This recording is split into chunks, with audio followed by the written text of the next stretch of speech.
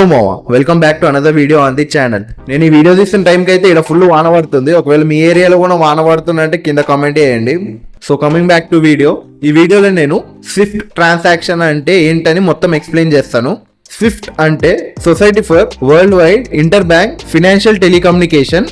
మన అబ్రాడ్ లో ఉన్న యూనివర్సిటీకి మనం ట్యూషన్ ఫీ పే చేయడానికి ఈ స్విఫ్ట్ ట్రాన్సాక్షన్ మెథడ్ నే యూజ్ చేస్తారు. ఈ ఆర్గనైజేషన్ పని ఏంటంటే వీళ్ళు బ్యాంక్స్ కి మధ్యలో మీడియేట్ చేస్తుంటారు. Like they give encrypted message to the bank which contains some payment instructions for cross border payments. So ఇప్పుడు ఆ బ్యాంకింగ్ టర్మినాలజీని కాకుండా మన భాషలో చెప్పాలనుకుంటే, ఇప్పుడు ఎక్స్ బ్యాంక్ నుంచి జెడ్ బ్యాంక్ కి మనీ ట్రాన్స్ఫర్ చేయాలనుకుంటే X and Z banks common గా అకౌంట్ మెయింటైన్ చేస్తున్న వై బ్యాంక్ కి మనం రిక్వెస్ట్ సెండ్ చేయాలి. సో ఇప్పుడు ఏమవుతుందంటే ఎక్స్ బ్యాంక్ నుంచి జెడ్ బ్యాంక్ లోకి అమౌంట్ ని సెండ్ చేయాలి. సో ఇదిగో ఆ ట్రాన్సాక్షన్ ఒక రిక్వెస్ట్ అని చెప్పేసి వై బ్యాంక్ కి సెండ్ చేస్తుంది ఎక్స్ బ్యాంక్. ఇప్పుడు ఈ why bank already Z bank ఒక కామన్ అకౌంట్ ఏదైతే వీళ్ళ దగ్గర ఉంటుందో ఆ అకౌంట్ లోకి మనీ ట్రాన్స్ఫర్ చేస్తుంది. సో ఇదన్నమాట బ్యాంక్స్ కి మధ్యలో బ్రోకర్ గా పనిచేసేదాన్ని స్విఫ్ట్ నెట్వర్క్ అంటారు. దీన్ని ఎందుకు యూజ్ చేస్తారంటే డైరెక్ట్ బ్యాంక్ ట్రాన్స్ఫర్ అయితే చాలా కాంప్లెక్స్ ఉంటుంది అండ్ చాలా టైం తీసుకుంటుంది. సో స్విఫ్ట్ ట్రాన్సాక్షన్ వల్ల ఏమవుతుందంటే the transaction will be completed with in 2 days and conversion కూడా చాలా ఫాస్ట్ గా చేంజ్ అవుతుంది దాంట్లో. సో అందుకే చాలా మంది ఇంటర్నేషనల్ ట్రాన్సాక్షన్ చేసేటప్పుడు స్విఫ్ట్ ట్రాన్సాక్షన్ నే సెలెక్ట్ చేసుకుంటారు. సో ఇప్పుడైతే ఒక ఎగ్జాంపుల్ చెప్తాను మీకు ఈ ఇంటర్నేషనల్ ట్రాన్సాక్షన్ అనేది ఎలా వర్క్ అవుతుందని. ఎన్సీఐలో సీట్ వచ్చింది and I need to pay the tuition fee. నేను క్రెడిట్ల నుంచి లోన్ తీసుకున్నా కాబట్టి నా తరపున వాళ్ళే పేమెంట్ అయితే కంప్లీట్ చేశారు. బట్ కొన్ని బ్యాంక్స్ ఎడ్యుకేషన్ లోన్ అమౌంట్ ని డైరెక్ట్ గా మన బ్యాంక్ అకౌంట్ లోకి వేస్తాయి. అప్పుడు మన బ్యాంక్ అకౌంట్ నుంచి ఆ అబ్రాడ్ లో ఉన్న యూనివర్సిటీకి మనమే పే చేయాలి ట్యూషన్ ఫీని.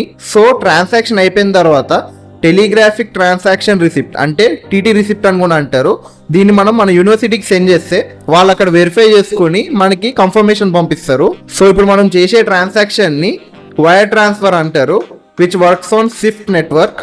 ఇక్కడ ఫర్ ఎగ్జాంపుల్ నీ ఎడ్యుకేషన్ లోన్ అమౌంట్ నీ ఎస్బీఐ బ్యాంక్ లో పడింది.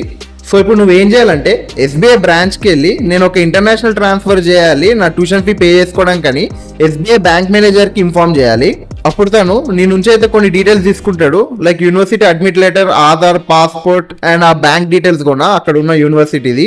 సో ఇప్పుడు ఎంతైతే ఫీ నువ్వు పే చేయాలో అది ఒకవేళ యూఎస్కి అయితే యూఎస్డీలో ఆర్ యూరోపియన్ సైడ్ అయితే యూరోస్ లో కన్వర్ట్ అయ్యి ఆ కన్వర్జన్ ఛార్జెస్ అన్ని కూడా కలుపుకొని తర్వాత నీ అమౌంట్ డిడక్ట్ అవుతుంది అకౌంట్ నుంచి. సో ఇప్పుడు నీ ఎస్బీఐలో డిడక్ట్ అయిన ఈ అమౌంట్ డైరెక్ట్ గా నువ్వు మెన్షన్ చేసిన కాలేజ్ బ్యాంక్ అకౌంట్ లోకి అయితే పడవు. అది ఫస్ట్ ఒక థర్డ్ పార్టీ బ్యాంక్ లోకి పడుతుంది which is an international bank. So మనం ఇప్పుడు దాన్ని థర్డ్ పార్టీ బ్యాంక్ అనకుండా ఏబీసీ బ్యాంక్ అనుకుందాం. సో ఇప్పుడు ఈ ఏబీసీ బ్యాంక్ అనేది ఏదైతే ఉందో అది నీ ఎస్బీఐకి అండ్ నీ యూనివర్సిటీ ఏదైతే ఉందో ఆ యూనివర్సిటీ ఒక బ్యాంక్ కి రెండింటికి కామన్ బ్యాంక్ అవుతుంది. అది స్టార్టింగ్ లో ఏదైతే డీటెయిల్స్ మనం ఎస్బీఐ బ్యాంక్ నుంచి పంపించామో పేమెంట్ కోసం అని ఆ ఏబీసీ బ్యాంక్ ఆ డీటెయిల్స్ అన్నిటిని వెరిఫై చేసుకుంటుంది అసలు జెన్యూనా కాదా అని చెప్పేసి. ఇప్పుడు ఏబీసీ బ్యాంక్ వెరిఫికేషన్ కంప్లీట్ చేసుకున్న తర్వాత ఆ ఎస్బీఐ నుంచి వచ్చిన ఫండ్స్ ని ఏదైతే ఆ ఎస్బీఐకి లింక్ అయి ఉన్న అకౌంట్ లో ఉన్నాయో ఇప్పుడు ఆ అకౌంట్ నుంచి మళ్ళీ ఏబీసీ బ్యాంక్ కి ఇంకా నీ యూనివర్సిటీ బ్యాంక్ కి లింక్ అయి ఉన్న అకౌంట్ లోకి అమౌంట్ పడతాయి. ఇప్పుడు నీ యూనివర్సిటీకి అండ్ ఏబీసీ బ్యాంక్ కి కామన్ గా ఉన్న అకౌంట్ ఏదైతే ఉందో ఆ అకౌంట్ నుంచి మళ్ళీ నీ యూనివర్సిటీకి ఫండ్ ట్రాన్స్ఫర్ అవుతుంది. సో ఈ ట్రాన్సాక్షన్ అయిన తర్వాత వచ్చే టీటీ రిసిప్ట్ ని ఎస్బీఐ బ్యాంక్ నీకు పంపిస్తుంది. ఇదిగోరా మావా నా తరపున ప్రాసెస్ అంతా కంప్లీట్ చేసిన పేమెంట్ కి అని చెప్పేసి. ఇప్పుడు ఈ వచ్చిన రిసిప్ట్ ని మనమైతే మన యూనివర్సిటీకి సెండ్ చేస్తాము. నా సైడ్ నుంచి ట్రాన్సాక్షన్ కంప్లీట్ అయిపోయిందిరా మావా తొందరగా వెరిఫై చేసుకుని నాకు రిసిప్ట్ పంపి అని చెప్పేసి కన్ఫర్మేషన్ది. సో వాళ్ళు ఆ ట్రాన్సాక్షన్ కంప్లీట్ అయిందా లేదా అని చెప్పేసి నువ్వు పంపించిన టీటీ రిసిప్ట్ నుంచి అయితే వెరిఫై చేసుకుంటారు వాళ్ళ బ్యాంక్ కి సెండ్ చేసి. ఒకవేళ వాళ్ళ బ్యాంక్ సక్సెస్ఫుల్ గా కంప్లీట్ చేసిందంటే ఆ ట్రాన్సాక్షన్ ని నీకైతే నీ యూనివర్సిటీ ఒక లెటర్ పంపిస్తుంది పేమెంట్ సక్సెస్ఫుల్ గా కంప్లీట్ అయిపోయిందని చెప్పేసి. ఒకవేళ పేమెంట్ సక్సెస్ అయినట్టుగా యూనివర్సిటీ వాళ్ళు మీకు చెప్పకపోతే ఒక 1 week వరకు వెయిట్ చేసి చూడండి, ఎందుకంటే అప్పుడప్పుడు కొంచెం డిలే అవుతూ ఉంటుంది. So this is how A Swift transaction works. Education loan తీసుకుంటున్న బ్యాంక్సే మన తరపున అయితే యూనివర్సిటీకి ట్యూషన్ ఫీ పే చేస్తాయి. కొన్ని బ్యాంక్స్ చేయవు. ఆ టైం అప్పుడు ఈ ట్రాన్సాక్షన్ ప్రొసీజర్ అనేది మీకు హెల్ప్ అవుతుంది. పేమెంట్ చేసేటప్పుడు జాగ్రత్తగా చూసుకోండి. ఒకసారి మీ బ్యాంక్ వాళ్ళని కూడా కాంటాక్ట్ అవ్వండి ఎలా జరుగుతుంది పేమెంట్ అని చెప్పేసి, ఆర్ఎల్స్ లోన్ వాళ్ళని అడగండి మీరు డైరెక్ట్గా పే చేస్తారా అని చెప్పేసి.